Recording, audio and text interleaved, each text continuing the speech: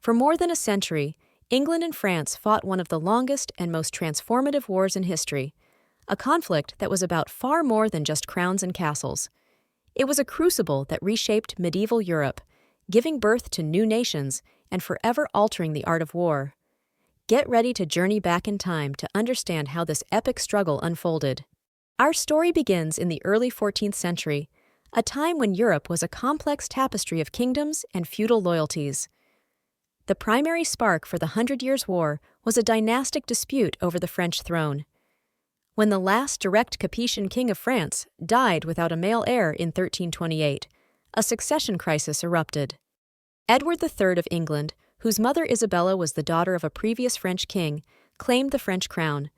However, French law, specifically the Salic law, prevented inheritance through the female line.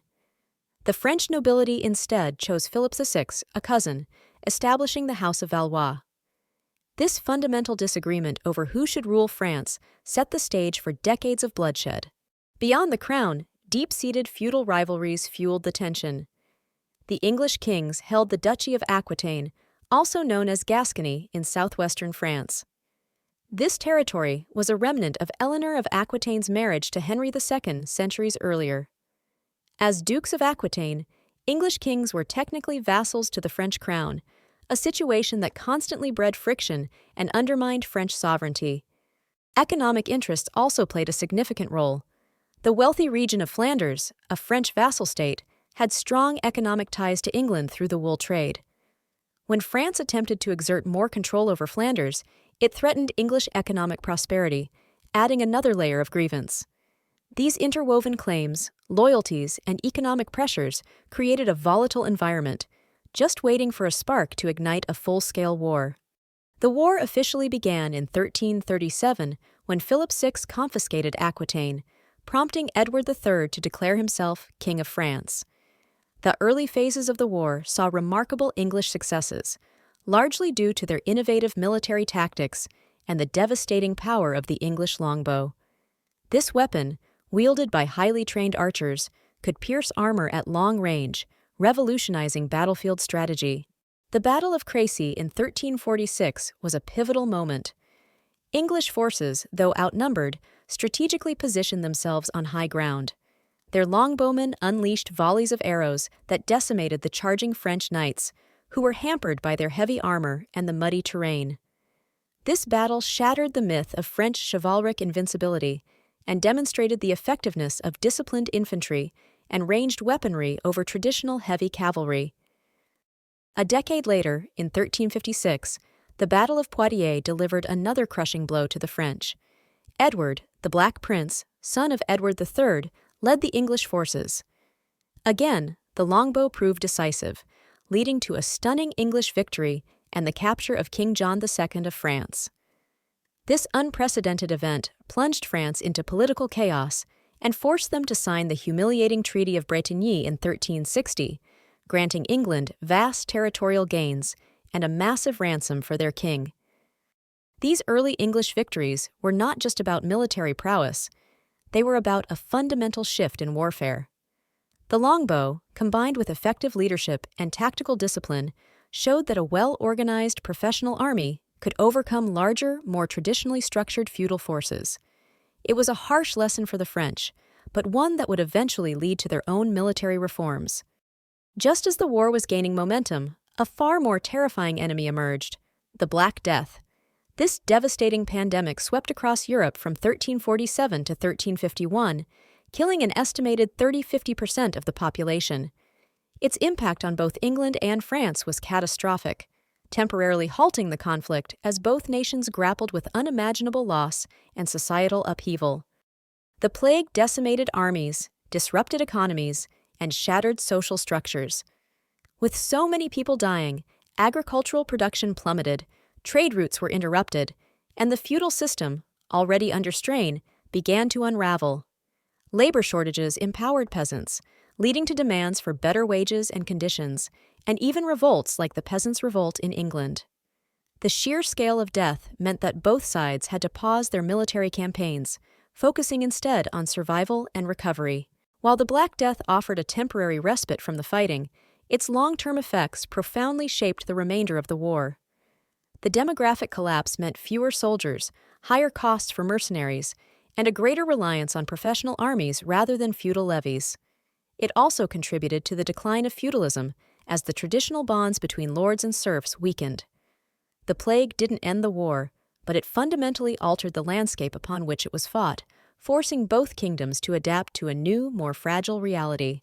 By the early 15th century, France was on the brink of collapse. Internal divisions, particularly the Armagnac-Burgundian Civil War, weakened the kingdom. The English, allied with the powerful Duke of Burgundy, had achieved another decisive victory at the Battle of Agincourt in 1415, led by King Henry V. The subsequent Treaty of Troyes in 1420 disinherited the French Dauphin, heir to the throne, Charles, and declared Henry V as the rightful heir to the French crown. It seemed England was poised to conquer France entirely. It was at this darkest hour that a remarkable figure emerged, Joan of Arc. A young peasant girl from Domremy, Joan claimed to hear divine voices instructing her to save France and ensure Charles VII's coronation. Despite initial skepticism, her unwavering conviction and charisma eventually convinced the Dauphin to grant her command of a small army. Her arrival at the besieged city of Orléans in 1429 proved to be the turning point. Joan's presence galvanized the demoralized French troops and inspired the populace. Under her leadership, the French lifted the siege of Orléans, a victory that seemed miraculous and instilled new hope. Following this triumph, Joan led Charles VII to Reims, the traditional site of French coronations, where he was crowned king. This act legitimized Charles's rule in the eyes of many French people and solidified his claim against the English. Though Joan was later captured by the Burgundians, sold to the English, and tragically burned at the stake as a heretic in 1431, her impact was indelible. She transformed the conflict from a dynastic struggle into a national crusade, fostering a nascent sense of French identity and patriotism. Her martyrdom only strengthened the resolve of the French, turning her into an enduring symbol of resistance and national unity. The latter half of the Hundred Years' War saw significant evolution in military tactics and a complex web of shifting alliances. The initial English dominance, based on the longbow, began to wane as the French learned from their defeats and adapted. They started to avoid pitched battles, focusing instead on siege warfare and guerrilla tactics to wear down the English. Crucially, gunpowder technology began to play an increasingly important role. Cannons, initially cumbersome and unreliable, became more effective over time, transforming siege warfare and eventually battlefield engagements. Both sides invested in artillery, signaling the dawn of modern warfare. The reliance on feudal levies also gave way to more professional, paid armies, which were better trained and more disciplined. Political intrigue and changing alliances were constant features of this period. The English faced internal strife with the Wars of the Roses, looming, diverting resources and attention from France. Meanwhile, the French skillfully exploited divisions within the English-Burgundian alliance.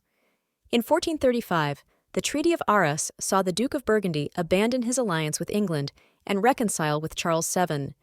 This was a massive diplomatic victory for France, isolating the English and significantly weakening their position. These shifts in military technology, strategic thinking, and diplomatic maneuvering illustrate how dynamic the Hundred Years' War truly was.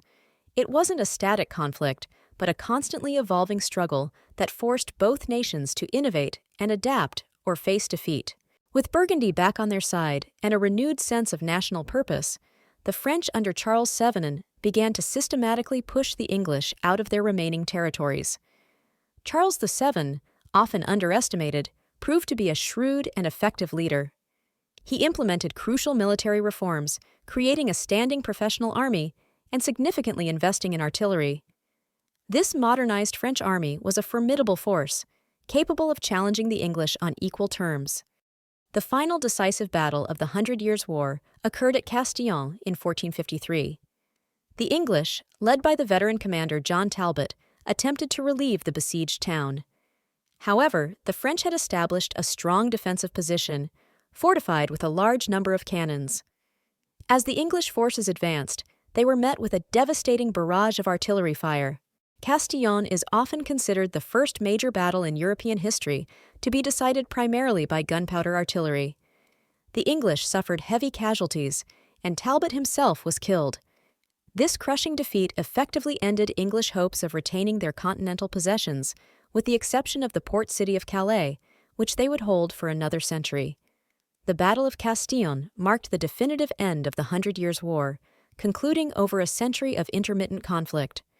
The French victory was complete. They had successfully expelled the English from their soil, unified their kingdom, and emerged as a powerful, centralized monarchy. The war, which had once threatened to extinguish French sovereignty, ultimately forged a stronger, more cohesive French nation. The Hundred Years' War left an indelible mark on both England and France, shaping their identities and trajectories for centuries to come. For France, the war was a crucible that forged a strong sense of national identity. The shared struggle against a common enemy, epitomized by figures like Joan of Arc, united disparate regions and fostered loyalty to the French crown rather than just local lords. It led to the consolidation of royal power and the decline of feudalism, paving the way for a more centralized, modern state. In England, the loss of continental possessions forced the monarchy to focus inward, strengthening its ties with Parliament and developing a distinct English identity separate from its continental ambitions. The war also contributed to the rise of English as the national language, replacing French as the language of the court and administration. The experience of fighting a long, costly war abroad also had a profound impact on English society and politics, eventually contributing to the outbreak of the Wars of the Roses. Militarily, the war was a watershed moment. It witnessed the decline of the armored knight and the rise of professional armies, disciplined infantry, and ranged weapons like the longbow. Most significantly, it heralded the dawn of modern warfare with the increasing use of gunpowder artillery. Battles like Castillon demonstrated that technology and strategy could overcome traditional notions of chivalry and individual prowess. The war fundamentally changed how armies were organized, funded, and fought, setting precedents for future conflicts. The Hundred Years' War was more than just a series of battles. It was a transformative period that reshaped the political, social, and military landscape of Europe. It taught us about the power of national identity, the impact of technological innovation, and the enduring human capacity for both conflict and resilience. The Hundred Years' War is a fascinating chapter in human history, full of drama, innovation, and profound change. We've only scratched the surface of its complexities today. Now, it's your turn to delve deeper. What aspect of the war do you find most intriguing? Was it the rise of the longbow, the courage of Joan of Arc, or the birth of national identity? Share your thoughts in the comments below. Don't forget to hit that like button if you learned something new, subscribe for more historical journeys, and ring the notification bell so you never miss our next adventure into the past. Keep exploring, keep questioning, and keep learning.